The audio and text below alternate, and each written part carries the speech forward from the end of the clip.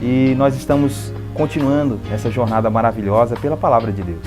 Temos falado desse livro de Salmos, aqui o primeiro livro de Salmos, né, os 41 capítulos primeiros aqui, que são conhecidos como o livro 1, né, que basicamente quase todos, né, ou se não todos, são de autoria de Davi, 2 que tem ali a autoria não conhecida, mas todos atribuídos a ele. E esse momento tem sido um momento oportuno de a gente estar falando sobre essas certezas, falando sobre esse momento, às vezes de angústia, de medo, temor, e como que Deus é bom, né? Como que Deus tem cuidado de nós. Hoje vamos continuar lendo aqui o capítulo 35, né? E nós vamos estar refletindo sobre isso nesse momento, aonde nós vamos olhar aqui que Davi, ele é perseguido por Saul, né? Ele está ali na caverna de En-Gedi, e também a gente pode ver, né, ele naquele momento vendo a Saul quando ele estava dormindo e tantas coisas acontecendo, e ele vai relatar aqui como que ele passa por essa experiência. No versículo 1 do capítulo 35 diz: defende-me, Senhor, dos que me acusam, luta contra os que lutam comigo. Não sei se você já passou por uma experiência dessa, de ser falsamente acusado, ou de estar sendo perseguido por uma coisa que você não fez. É algo terrível, é algo difícil de se lidar, porque a gente, por mais que diga, por mais que mostre, né, às vezes dependendo de onde foi lançado essa acusação, é difícil de você conseguir se defender. E Davi coloca já diante de Deus essa causa. Ele coloca aqui: defende-me, Senhor, dos que me acusam, luta contra os que lutam comigo. Toma o escudo, o grande e o pequeno, levanta-te e vem socorrer. Ele aqui começa a colocar a sua experiência no Senhor, a sua esperança no Senhor, aonde ele consegue enxergar ali que o Senhor é o seu escudo e fortaleza. Esses primeiros versículos aqui, de 1 ao 10, é essa oração por uma libertação. Ele começa então a declarar e a colocar diante de Deus que Deus, Ele é a sua libertação. Estão me cercando, estão querendo me pegar por algo que eu não fiz, mas o Senhor é o meu escudo, o Senhor é a minha fortaleza. Ele coloca no versículo 3, empunha a lança e o machado de guerra contra os meus perseguidores. Diz a minha alma, eu sou a sua salvação. Então, ele começa a declarar para ele mesmo que Deus é a sua salvação. Não existe nenhum outro. E nesse momento de pandemia, nesse momento de tantas coisas acontecendo, não somente o corona, mas dificuldades na política, dificuldades na economia e tantas outras coisas, né? A gente às vezes fica perdido, sem saber para onde olhar, sem saber aonde buscar refúgio. E como Davi vai dizer aqui, ele coloca, ele diz à sua própria alma, minha alma, confia no Senhor, confia no Senhor. Todos nós que colocamos a nossa esperança no Senhor, nós não estamos fugindo. Alguns dizem por aí, né, que a fé é o ópio do povo. Dizem por aí que é somente para pessoas que estão desesperadas, para ter algum alívio. Falso engano, elas que estão enganadas. Porque o nosso Deus, Ele está vivo, Ele é verdadeiro, Ele é o nosso refúgio e fortaleza. Ele já fez grandes coisas e irá fazer ainda maiores. Nós confiamos num Deus vivo, que está assentado à direita de Deus Pai, que está assentado no alto e sublime trono. Nós confiamos nesse que nos salvou, Jesus Cristo. Nós sabemos que nós somos preenchidos pelo Espírito Santo. Quem vai nos colocar temor? Quem que vai nos infligir medo? Não, Ele é o nosso escudo, Ele é a nossa fortaleza. Caminhando mais um pouquinho sobre o texto, você vai ver aqui o versículo 6 dizer: seja a vereda dele sombria e escorregadia, quando o anjo do Senhor o perseguir, já que sem motivo preparam contra mim uma armadilha oculta. Ele vai pedir ao Senhor que aqueles que o perseguem sejam confundidos, que eles escorreguem, né, no próprio lamaçal da sua enganação. Nós sabemos que é Ele que nos realmente defende, é Ele que nos dá a esperança viva. Não é simplesmente o inimigo, temos que ter cuidado, né? Hoje em dia vivemos dias difíceis também na questão da segurança pública. A nossa segurança, às vezes jogada, né, tantas vezes em crédito por coisas banais, pessoas às vezes matando outros por causa de um celular, R$20 e tantas outras coisas que você olha assim, meu Deus, como que a criminalidade tem aumentado também nesses dias. Mas nós sabemos que o Senhor é que nos guarda. Confiamos nele, estamos ligados, olhando para um lado e para o outro. Eu não estou simplesmente aqui perdido, você não está aí, né? Você, minha amiga, mulher, às vezes adolescente, não está longe ou desatenta às coisas que estão acontecendo ao seu redor. Você, lógico, que vai prestar atenção. A Damares, né, a ministra aí dos Direitos Humanos, ela mostrou um dado que aumentou a violência doméstica nesses dias contra a mulher. E isso realmente é muito ruim, né? Um momento que seria para a comunhão das famílias, um momento que seria para o pai voltar ali um ambiente familiar, amar sua esposa, amar as suas filhas, e acaba acontecendo algo como isso. Isso é totalmente reprovável.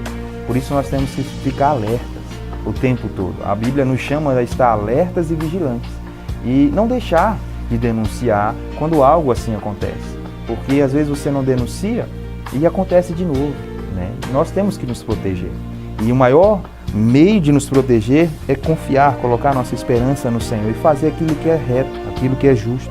Ele continua no texto dizendo, né, versículo 8, que a ruína lhes sobrevenha de surpresa, sejam presos pela armadilha que prepararam, caiam na cova que abriram. Não é que a gente está orando para que as pessoas recebam mal por mal. O que o Senhor Jesus, né, através da sua palavra, nos ensina? Não podemos retribuir o mal com o mal, mas, né, retribuir o mal com o bem. O apóstolo Paulo, usado pelo Espírito Santo e por Deus, naqueles dias tão difíceis, nos ensina isso. Nós devemos colocar não simplesmente o mal, mas combater o mal com o bem. E nós podemos ver aqui no versículo 10, todo o meu ser exclamará, quem se compara a ti, Senhor? Então, nós não retribuímos simplesmente o mal com o mal, mas nós colocamos o bem. Nós exclamaremos, nós gritaremos, nós falaremos da palavra de Deus, nós nos colocaremos diante dele e exultaremos o seu nome. Como disse, com justiça, com retidão, fazendo aquilo que é correto, mas colocando a nossa vida diante de Deus. Uma outra coisa que o texto vai nos colocar aqui é a imediata libertação da justiça, por causa da justiça. A partir do versículo 11, ele diz, testemunhas maldosas enfrentam-me e questionam-me sobre coisas que nada sei.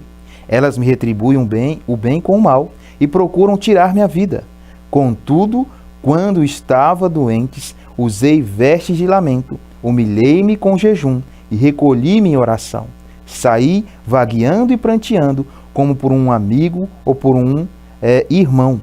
Eu me prostrei enlutado. Olha como que é a atitude daquele que serve a Deus. Mesmo que o seu inimigo caia na sua frente, caia diante dele, mesmo que ele saiba que alguém está sofrendo pelo mal que fez, nós nos colocamos em oração pela vida daquela pessoa.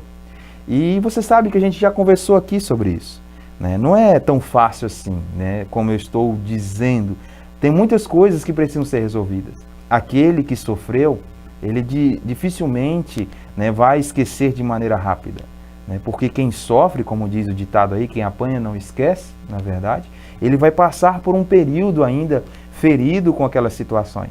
Mas quando ele encontra o amor de Cristo e ele o consome e ele se torna um seguidor de Cristo, ele aprende o que quer dizer na oração, que o próprio Senhor Jesus vai ensinar. Perdoa-me assim como perdoo aqueles que me devem. E isso nos traz renovo, isso nos traz alívio, isso nos traz salvação. Não somente porque eu estou vivendo um novo, mas porque eu também intercedo ou oro e peço a Deus que encontre aquele coração, que traga sobre aquela mente daquela pessoa, que ela possa entender que aquilo que ela está fazendo é errado. Ela não está simplesmente fazendo a verdade, pelo contrário, ela está vivendo uma mentira e querendo fazer com que isso seja algo verdadeiro. E quando uma pessoa assim não entende, né, quem é Deus, ela não entende, por exemplo, o livro de Romanos, aonde vai nos falar que nós somos indesculpáveis, porque trocamos a verdade de Deus por mentira. E isso não pode acontecer. Nós devemos colocar diante de Deus numa atitude de oração, de busca e de verdadeira adoração. Nosso Deus, Ele é poderoso, Ele é maravilhoso, Ele nos dá esse entendimento que somente a Ele devemos todo louvor. Por quê? Porque Ele é o nosso escudo e fortaleza, né? Nós podemos nos cercar de tantas coisas, né? Mas cerca elétrica, câmera de vigilância, cachorros, né, ali para também segurança da casa. Mas só quem nos dá essa segurança e paz de espírito é o nosso Senhor. E Davi, ele vai fazer essa declaração de inocência a partir do versículo 19, onde ele começa a dizer: não deixes que os meus inimigos traiçoeiros se divirtam à minha custa. Não permitas que aqueles que sem razão me odeiem troquem olhares de desprezo. Não falam pacificamente, mas planejam acusações falsas contra os que vivem tranquilamente na terra.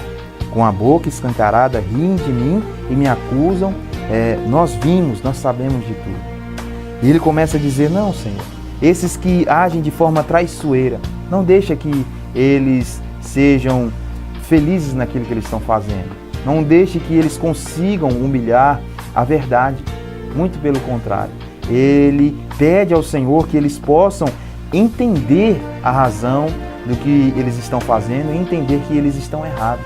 Eles não vão conseguir nada contra um servo fiel de Deus. O texto continua, né?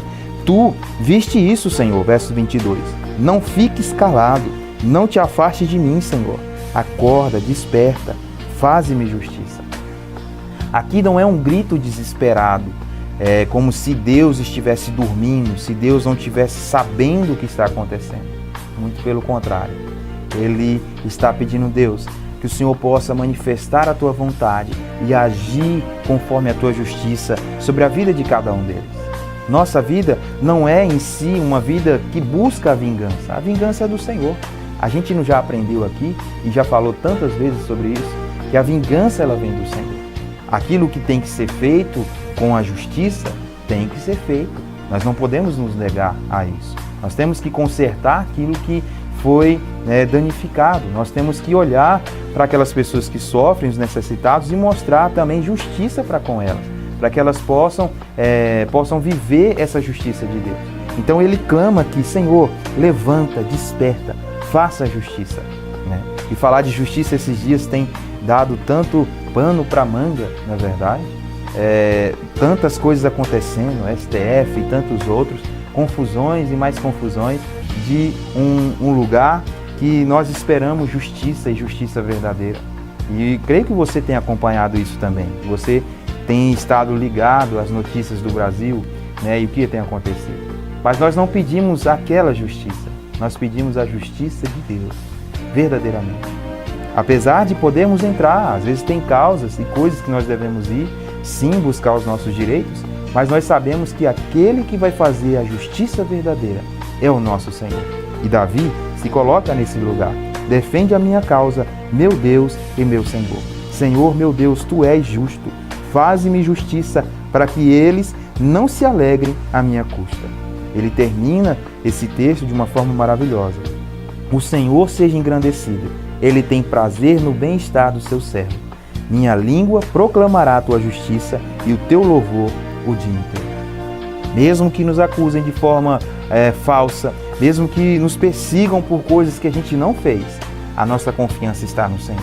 Ele irá fazer justiça, né? A nossa causa está em suas mãos e é nele que confiamos, porque ele tem prazer no bem-estar do seu servo. E quando falamos bem-estar do seu servo, não esqueça, existe um princípio: no mundo tereis aflições, mas tende bom ânimo. O bem-estar não é só ter tudo aquilo que quer. Já falei aqui, a prosperidade bíblica não é acúmulo de bens, né? É ausência de necessidade. Nós vamos ter aquilo que o Senhor vai permitir que temos para o nosso bem-estar. E nele nada teremos falta.